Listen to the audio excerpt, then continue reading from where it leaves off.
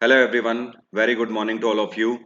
आज का दिन है 20 मई 2021 और आज के इस वीडियो में हम लोग 20 मई 2021 के इंपॉर्टेंट करंट अफेयर डिस्कस करेंगे। तो दिन की शुरुआत करते हैं करंट अफेयर के साथ और उससे पहले आप सभी को बता देता हूं, पीडीएफ का लिंक वीडियो के डिस्क्रिप्शन में है, आप वहां से डायरेक्टली पीडीएफ डाउनलोड कर सकते हो। और ऐसे स्टूडेंट जिन्होंने अभी तक टेलीग्राम चैनल नहीं ज्वाइन किया है तो आप लोग टेलीग्राम भी ज्वाइन कर सकते हो, टेलीग्राम का लिंक भी आपको डिस्क्रिप्शन में मिल जाएगा। चलिए स्टार्ट करते हैं आज का वीडियो विदाउट डिले। पहला क्वेश्चन आपसे कह रहा है, ये अभी हाल ही में ये कौन सी ऑर्गेनाइजेशन है, इसकी जगह पर ऑर्गेनाइजेशन कर लीजिए। ये कौन सी ऑर्गेनाइजेशन है जिसके द्वारा अभी हाल ही में कोट किया गया है कि world is at risk of vaccine apartheid. Vaccine apartheid का मतलब है रंग भेद। मैं आपको हिंदी में इसका मतलब समझाता हूं। ये कौन सी संस्था है इनमें से जिसके द्वारा अभी हाल ही में ये बात कही गई है कि पूरी दुनिया इस टाइम पर वैक्सीन के रंग भेद से जूझ रही है और उसके रिस्क पर है। यह कहा गया है डब्ल्यूएचओ के प्रेसिडेंट टेड्रोस एडनैन के द्वारा।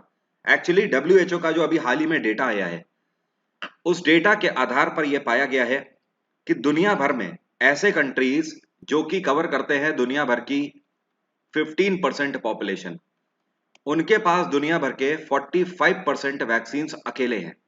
और बचे हुए जितने कंट्रीज हैं उनमें से जो लोअर और लोअर मिडिल क्लास कंट्री से बिलोंग करते हैं, वहां पर केवल 17% वैक्सीनेशन ही अभी तक डिस्ट्रीब्यूट किए गए हैं। तो डब्ल्यूएचओ ने यहां पर खुले तौर पर यह बोला है कि ये डिफरेंस वैक्सीन का नहीं है, ये डिफरेंस हाई इनकम और लो इनकम कंट्रीज के बीच का है। अल्टीमेटली डब्ल्यूएचओ ने इस बात पर बड़ी ही चिंता जताई है कि ऐसे देश जिनकी इनकम लो है या फिर काफी लो है, ऐसे कंट्रीज वैक्सीनेशन डोजेस खरीद नहीं पा रहे हैं। तो ये एक सबसे बड़ी प्रॉब्लम है, इसी वजह से इसको वैक्सीन का भेद कहा गया है, अपार्ट हीट कहा गया है डब्ल्यूएचओ के द्वारा।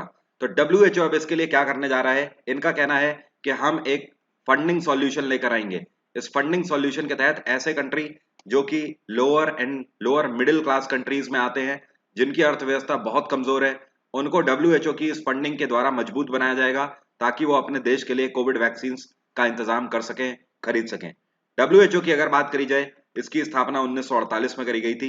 इसका हेडक्वार्टर है जेनेवा और डब्ल्यूएचओ के प्रेसिडेंट है टेड्रोस एडनैन। गावी का हेडक्वार्टर है जेनेवा, यूनेस्को का हेडक्वार्टर है पेरिस और यूनिसेफ का हेडक्वार्टर है न्यूयॉर्क। अगला क्वेश्चन है, ये कौन सी राज्य सरकार है जो कि बहुत जल्द 48 ऑक्सीजन जनरेशन प्लांट्स लगाने जा रही है अपने राज्य के अंदर। यह राज्य सरकार है चंद्रशेखर राव की सरकार। तेलंगाना सरकार ने फैसला लिया है कि बहुत जल्द आने वाले दिनों में 48 ऑक्सीजन जनरेशन प्लांट की स्थापना करी जाएगी, जो कि लगभग 324 मीट्रिक टन ऑक्सीजन का उत्पादन करेंगे। क्योंकि जाहिर सी बात है, हर एक राज्य के अंदर ऑक्सीजन सिलेंडर की प्रॉब्लम हो रही है, पेशेंट्स को नहीं मिल पा रहे हैं ऑक्सीजन सिलेंडर। तो इस वजह से तेलंगाना सरकार का यह मूव लिया गया है अपने राज्य के लिए। उन्होंने अभी हाल ही में यह प्लान आउट किया है। तेलंगाना में गवर्नर हैं तमिलसाई सुंदरराजन। त्रिपुरा में बिप्लाब कुमार देब की सरकार है, यहाँ पे गवर्नर हैं रमेश बाइस। मध्य प्रदेश में शिवराज सिंह चौहान की सरकार है, गवर्नर हैं आनंदीबेन पटेल। हरियाणा में खट्टर सरकार है और गवर्नर हैं सत्यदेव नारायण आर्य। अगला क्वेश्चन है, भारत का पहला कृषि निर्यात सुविधा केंद्र अभी हाल ही में कौन से शहर में लॉन्च किया गया। तो भारत का पहला कृषि निर्यात सुविधा केंद्र, जिसको इंग्लिश में एग्रीकल्चर एक्सपोर्ट फैसिलिटेशन सेंटर के नाम से जाना जाता है, इसका शुभारंभ किया गया पुणे में। अब समझिए ये है क्या, कृषि निर्यात सुविधा केंद्र है क्या। इसका यूज किया जाएगा नाबार्ड के थ्रू, इसको पहली चीज तो लॉन्च किया गया है और इसका यूज किया जाएगा कृषि की गुणवत्ता को बढ़ाने के लिए। अल्टीमेटली कहने का मतलब यह है कि ये जो सेंटर है ये नजर रखेगा किसान किस तरीके से फसल उगा रहे हैं और किसानों को ये मदद करेंगे कि किस तरीके से किसान इस तरीके की फसल उगाए कि और बेहतर से बेहतर फसल उगे। देखिए इसके दो टारगेट हैं। ये जो फैसिलिटेशन सेंटर है एग्रीकल्चर का, इसका पहला टारगेट है कि प्रोडक्शन में बढ़ावा करना है और दूसरा टारगेट ये है कि अंतरराष्ट्रीय स्तर के मानकों को हमें छूना है कृषि में। कहने का मतलब ग्लोबल स्टैंडर्ड को फॉलो करना है। देखो एक सीधी सी बात है, अगर आपको अंतरराष्ट्रीय बाजार में सब्जियां बेचनी हैं तो अंतरराष्ट्रीय बाजार के हिसाब से आपको स्टैंडर्ड भी रखना पड़ेगा। एग्जाम्पल के तौर पर, जैसे कि आप सभी को पता है कि हम जो भी आम एक्सपोर्ट करते हैं उनकी क्वालिटी कुछ और ही होती है, वो आम क्वालिटी से नहीं मैच करती है। ऐसे ही जो एप्पल की क्वालिटी होती है, जो एक्सपोर्ट क्वालिटी होती है, वो प्रीमियम क्वालिटी होती है। तो प्रीमियम क्वालिटी कि वेजिटेबल्स और फ्रूट्स का उत्पादन कैसे ज्यादा से ज्यादा किया जाए, उस पर ध्यान दिया जाएगा। किसके द्वारा? इस कृषि निर्यात सुविधा केंद्र के द्वारा, जिसको अभी हाल ही में पुणे में स्थापित किया गया है। और इसमें नाबार्ड के द्वारा मदद करी गई है। किसकी? एग्रीकल्चर मिनिस्ट्री की। एग्रीकल्चर मिनिस्टर इस टाइम पे हमारे कौन है? नरेंद्र सिंह तोमर। अगला क्वेश्चन है, which state government has launched MoMa market? यहां पर मोमा का मतलब क्या है? मोमा का मतलब है मणिपुर ऑर्गेनिक मिशन एजेंसी। तो मोमा मार्केट लॉन्च किया गया है मणिपुर सरकार के द्वारा। मणिपुर में बीरेंद्र सिंह की सरकार है और इनके द्वारा ये जो Manipur organic mission agency market launch किया गया है। अब इसका मोटो क्या है? देखो, इसके तहत इन्होंने एक वेबसाइट बनाई हुई है और इस वेबसाइट का लिंक आपके सामने है, आप इसको जाके देख भी सकते हो। momamarket.com है। तो इनका कहना है कि अगर आपको कोविड लॉकडाउन के तहत घर बैठे फ्रेश वेजिटेबल चाहिए, बिल्कुल ताजी सब्जियां चाहिए, तो आप यहाँ पे जाइए इस पोर्टल पे और यहाँ से एंड्रॉइड एप्लीकेशन डाउनलोड कर लीजिए इसका। उस एप्लीकेशन के थ्रू आप ऑर्डर कर सकते हो और डेली की डेली सब्जियां आपको आपके घर पे पहुंचा दी जाएगी और आप वहीं पर उसको पे कर दीजिए। तो अल्टीमेटली कहने का मतलब यह है कि ये बेसिकली लॉन्च किया गया है MoMa market, home delivery of fresh vegetables के लिए। सिक्किम में PS तमांग की सरकार है, गवर्नर है यहाँ पर गंगा प्रसाद। वेस्ट बंगाल में ममता बनर्जी की सरकार है, गवर्नर है जगदीप धनखड़। नागालैंड में नेपियो रियो की सरकार है और गवर्नर है RN रवि। अगला क्वेश्चन है, अभी हाल ही में ट्राइबल अफेयर्स मिनिस्ट्री ने इनमें से किस IT कंपनी के साथ पैक्ट साइन किया है? और ट्राइबल अफेयर्स मिनिस्ट्री इस कंपनी की मदद से digital transformation of tribal schools करने जा रही है। कहने का मतलब, ट्राइबल अफेयर्स मिनिस्ट्री जो कि जिसका काम है कि हमारी जो ट्राइब्स हैं, जनजातियां हैं, उनका ख्याल रखना। तो इन्होंने किस कंपनी की मदद से फैसला लिया है कि जितने भी ट्राइबल स्कूल्स हैं उनको डिजिटल ट्रांसफॉर्म किया जाए? तो इन्होंने अभी हाल ही में पैक्ट साइन किया है माइक्रोसॉफ्ट के साथ।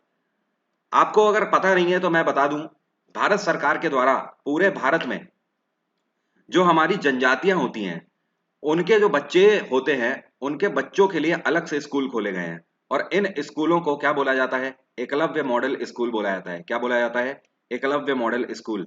तो एकलव्य मॉडल स्कूल जितने भी पूरे भारत में खुले हुए हैं, उन सब को डिजिटाइज किया जाएगा। और माइक्रोसॉफ्ट क्या करेंगे? आर्टिफिशियल इंटेलिजेंस प्लेटफॉर्म लॉन्च करेंगे। कहने का मतलब, यहाँ पर दो चीजें प्रोवाइड करी जाएगी अब ट्राइबल कम्युनिटी के बच्चों को। पहली चीज तो ये कि जब तक लॉकडाउन चल रहा है तब तक वो घर से ही शिक्षा ले पाए।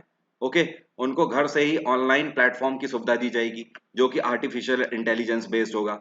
दूसरी चीज, जब से उनके स्कूल खुलेंगे एकलव्य मॉडल स्कूल, तो स्कूल के अंदर भी टच स्क्रीन जैसी फैसिलिटीज उनको प्रोवाइड कराई जाएंगी।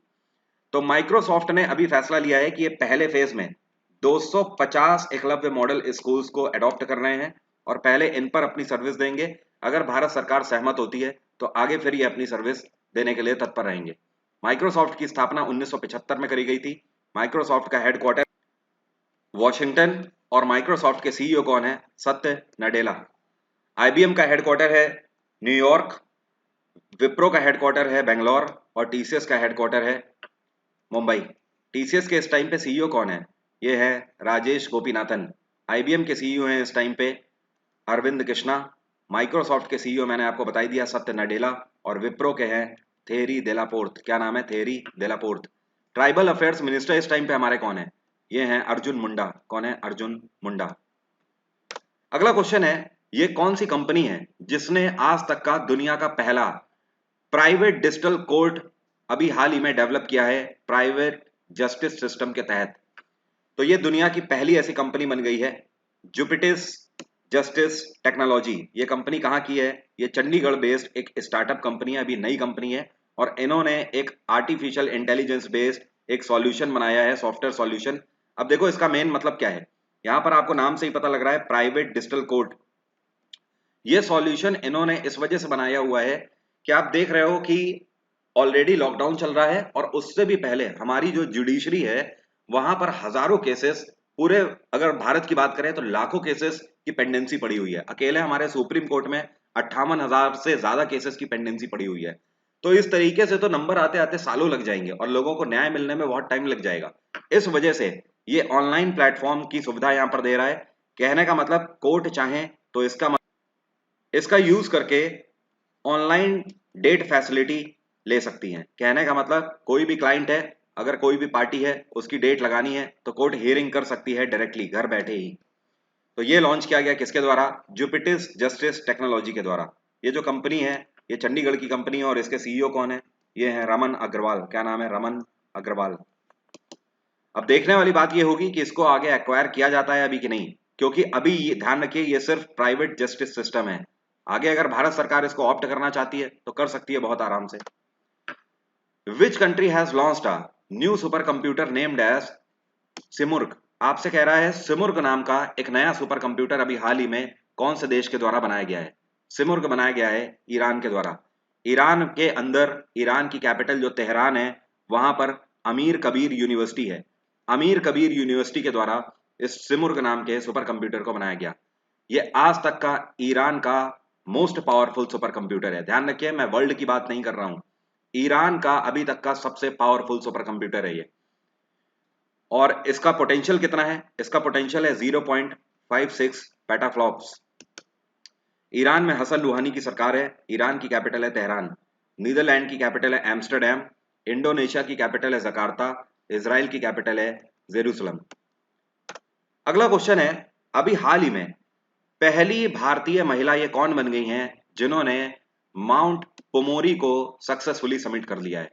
माउंट पोमोरी की सक्सेसफुली चढ़ाई करके आई हैं ये दो भारतीय महिलाएं, और साथ ही में इनका नाम पहली भारतीय महिलाओं में दर्ज हो गया है जिन्होंने माउंट पोमोरी की चढ़ाई करी है। और इनका नाम क्या है? ये दो भारतीय महिलाएं हैं, इनका नाम है गुनबाला शर्मा और बलजीत कौर। तो गुनबाला शर्मा और बलजीत कौर पहली भारतीय महिला हो गई हैं जो कि माउंट पोमोरी को समिट कर चुकी हैं। जिन लोगों को माउंट पोमोरी की लोकेशन नहीं पता है मैं आपको समझाता हूं, काफी इंटरेस्टिंग चीज है ये। आप लोगों ने अगर माउंट मैसिव का नाम नहीं सुना है तो यहां पर समझिए। माउंट मैसिव पता है किसे बोलते हैं? माउंट मैसिव चार चोटियों के ग्रुप को बोला जाता है। और ये चार चोटियां कौन कौन सी हैं? 1, 2, 3 एंड 4। जो पहली चोटी है ये कहलाती है माउंट एवरेस्ट। क्या कहलाती है? Mount Everest. दूसरी चोटी यहां पर कहलाती है माउंट पोमोरी, जिसकी चढ़ाई ये करके आई हैं दोनों महिलाएं। और तीसरी कहलाती है लोत्से। क्या कहलाती है? लोत्से। और चौथी चोटी और आखिरी चोटी इसकी जो है ये कहलाती है नुप्से। क्या कहलाती है? नुप्तसे। ओके, तो एवरेस्ट हो गई, पोमोरी हो गई, लोत्से हो गई, नुप्से हो गई। जब ये चार चोटियां मिलती हैं तब जाकर इनको कहा जाता है माउंट मैसिफ। ओके, और यहां पर एवरेस्ट की हाइट कितनी है? ये 8,850 है। पोमोरी की हाइट है 7,161 मीटर। लोत्से की हाइट है 8,516 मीटर। और नेप्से की हाइट है 7,862 मीटर। तो नाम ध्यान रखिएगा इन दोनों महिलाओं का, बहुत इंपॉर्टेंट क्वेश्चन है। और एक चीज और, जो गुनबाला शर्मा है ये कहां से बिलोंग करती हैं? गुनबाला शर्मा बिलोंग करती हैं राजस्थान से। और बलजीत कौर बिलोंग करती हैं हिमाचल प्रदेश से। अगला क्वेश्चन है, हु हैज लॉन्च, इसी को 2 डीऑक्सी डी ग्लूकोज भी बोला जाता है। तो आपसे क्वेश्चन पूछ रहा है अभी हाल ही में किसके द्वारा 2 DG या फिर 2 deoxy D glucose anti Covid drug launch किया गया है? इसको डिफेंस मिनिस्टर राजनाथ सिंह के द्वारा लॉन्च किया गया है। वैसे मैं आपको बता दूं यहां पर दोनों मिनिस्टर्स की मौजूदगी थी जब इसको लॉन्च किया गया। हेल्थ मिनिस्टर डॉक्टर हर्षवर्धन भी थे यहां पर और डिफेंस मिनिस्टर राजनाथ सिंह भी थे। क्योंकि राजनाथ सिंह का नाम इसलिए मैं ले रहा हूं क्योंकि ये जो 2 DG बनाया गया है मैं आपको पहले भी बता चुका हूं, ये डीआरडीओ के द्वारा ड्रग बनाया गया है। और इस ड्रग की खास बात यह है ये तब दिया जाता है जब किसी भी पेशेंट को सांस लेने में दिक्कत होती है। तो ये क्या करता है? ये ब्रीदिंग में हेल्प करता है ये ड्रग। तो डीआरडीओ के द्वारा पूरे तरीके से मेक इन इंडिया प्रोजेक्ट के तहत इसको बनाया गया है। आप समझिए यहां पर आपको ये चीज ध्यान रखनी है कि यहाँ पर डॉक्टर हर्षवर्धन भी मौजूद थे। तो अगर क्वेश्चन में कभी आपसे डॉक्टर हर्षवर्धन पूछे तो आप भूलना मत, दोनों में से कोई एक ही ऑप्शन में आपको मिलेगा, आप अपने हिसाब से लगा सकते हैं ऑप्शन वहां पर। डीआरडीओ की स्थापना 1958 में करी गई थी। डीआरडीओ का हेडक्वार्टर है नई दिल्ली। और ये जो 2 DG है ये इसकी पहली बैच लॉन्च करी गई है राजनाथ सिंह के द्वारा। अगला क्वेश्चन है, अभी हाल ही में इंटरनेशनल म्यूजियम डे हम लोगों ने किस दिन मनाया? अंतरराष्ट्रीय म्यूजियम दिवस हम लोग मनाते हैं 18 मई को। इस बार की थीम बहुत इंपॉर्टेंट है, ध्यान रखिएगा। काफी सिंपल थीम है और ऐसी ही थीम एग्जाम में पूछी जाती है। थीम क्या है? The future of museum, recover and re imagine. अभी मैंने आपको कुछ टाइम पहले बताया था जब इस साल 23 जनवरी को नेताजी सुभाष चंद्र बोस की बर्थ एनिवर्सरी हम लोग मना रहे थे, तब भारत सरकार के द्वारा फैसला लिया गया था कि नेताजी सुभाष चंद्र बोस के ऊपर एक नया म्यूजियम बनाएगी भारत सरकार। कहां पर यह म्यूजियम बनेगा? यह म्यूजियम नई दिल्ली में बनाया जाएगा। नेताजी सुभाष चंद्र बोस के ऊपर जो म्यूजियम बना हुआ है वो पहले से ही कोलकाता में स्थित है, लेकिन अब नया म्यूजियम नई दिल्ली में बनाया जाएगा। अगला क्वेश्चन है, अभी हाल ही में वित्त मंत्रालय मतलब फाइनेंस मिनिस्ट्री के द्वारा पूरे भारत में जितने भी पंचायती राज लोकल गवर्निंग बॉडीज हैं उनके लिए कितनी धनराशि आवंटित करी गई है? वित्त मंत्रालय के द्वारा अभी हाल ही में 8,924 करोड़ की धनराशि आवंटित करी गई है। यह धनराशि पूरे भारत भर के 25 राज्यों के अंदर जितने भी पंचायती राज सिस्टम हैं उन सभी के अंदर गांवों के डेवलपमेंट के लिए मतलब रूरल एरियाज के डेवलपमेंट के लिए आवंटित करी गई है। और फाइनेंस मिनिस्टर कौन है इस टाइम पे? निर्मला सीतारमण। अगला क्वेश्चन है, ये कौन सी राज्य सरकार है जिसने अभी हाल ही में फैसला लिया है कि इस राज्य के अंदर हर एक प्रत्येक ऑटो ड्राइवर को और कंस्ट्रक्शन वर्कर को 3-3 हजार रुपए देंगे वित्तीय सहायता के रूप में कोविड पैंडेमिक की वजह से? ये है BS येदियुरप्पा की सरकार, मतलब कर्नाटक सरकार के द्वारा फैसला लिया गया है कि ये हर एक कंस्ट्रक्शन वर्कर को और ऑटो ड्राइवर के अकाउंट में 3-3 हजार रुपए वित्तीय सहायता देंगे। ध्यान रखिए, मैंने आपको कुछ टाइम पहले बताया था कि इस तरीके की ऑटो ड्राइवर्स और कंस्ट्रक्शन वर्कर्स के लिए वित्तीय सहायता पॉलिसी अरविंद केजरीवाल की सरकार मतलब दिल्ली सरकार भी लेकर आई थी। तो वहां पर और इसमें अंतर क्या है? दिल्ली सरकार ने 5,000 रुपए की वित्तीय सहायता देने का प्रावधान लागू किया है, यहां पर 3,000 की बात हो रही है। इसलिए आप कंफ्यूज मत करना खुद को, इस बात को स्पेसिफाई रखिएगा कि कर्नाटक सरकार की जब बात आए तो ध्यान रखना 3,000 रुपए, और दिल्ली सरकार की बात आए तो 5,000 रुपए दिए जा रहे हैं वहां पर, यह चीज ध्यान रखिएगा। एक चीज और, कर्नाटक सरकार के द्वारा यह भी अनाउंस किया गया है कि जितने भी अनऑर्गेनाइज्ड सेक्टर वर्कर्स हैं, ठीक है, जैसे कि जो मनरेगा वगैरह में काम करते हैं, अभी वो पैंडेमिक की वजह से उनके पास काम नहीं है, ओके, तो उनको कितनी धनराशि दी जाएगी? उनके अकाउंट में 2-2 हजार जमा किए जाएंगे, ठीक है। तो कंस्ट्रक्शन वर्कर ऑटो ड्राइवर को 3-3 हजार और अनऑर्गेनाइज सेक्टर जो वर्कर्स हैं उनको 2-2 हजार। साथ में एक चीज और इन्होंने अनाउंस किया है, ऐसे किसान जो कि बिलो पॉवर्टी लाइन में आते हैं उनको पर हेक्टेयर के हिसाब से 10-10 हजार रुपए दिए जाएंगे। जैसे कि अगर 2 हेक्टेयर जमीन है तो 20,000 रुपया हो गया, 1 हेक्टेयर जमीन है तो 10,000 रुपया मिलेगा। टोटल इन्होंने जो पैकेज लॉन्च किया है, रिलीफ पैकेज, ये 1250 करोड़ का पैकेज इन्होंने लॉन्च किया है अभी कल के दिन। कर्नाटक में गवर्नर कौन है? वजुभाई वाला। गुजरात में विजय रूपानी की सरकार है, गवर्नर है आचार्य देवव्रत। गोवा में प्रमोद सावंत की सरकार है, गवर्नर है भगत सिंह कोश्यारी। और आंध्र प्रदेश में YS जगन रेड्डी की सरकार है, गवर्नर कौन है? विश्वभूषण हरिचंदन। सभी क्वेश्चन उम्मीद करता हूं आपको क्लियर हो गए होंगे। आप सभी के लिए एक अनाउंसमेंट है, 2 दिन बाद 22 मई को फुल करंट अफेयर का बैच स्टार्ट हो रहा है अनअकैडमी प्लस में। अगर आप लोग इसे ज्वाइन करना चाहते हैं तो आपको बता दूं, इस बैच में मैं पिछले 6 महीने के करंट अफेयर डिस्कस करने जा रहा हूं, तो आप इसको ज्वाइन कर सकते हो। डिस्काउंट कोड है वरुण 777, आप इसको लगाते हैं तो आपको सब्सक्रिप्शन में 10% का डिस्काउंट मिल जाएगा। बाकी ऑफर्स जो चल रहे हैं वो आपके सामने, यहाँ पर आप ऑफर्स भी अवेल कर सकते हो। आज की बात यहीं तक रहेगी। Bye bye, take care, have a nice day. आपका दिन मंगलमय हो।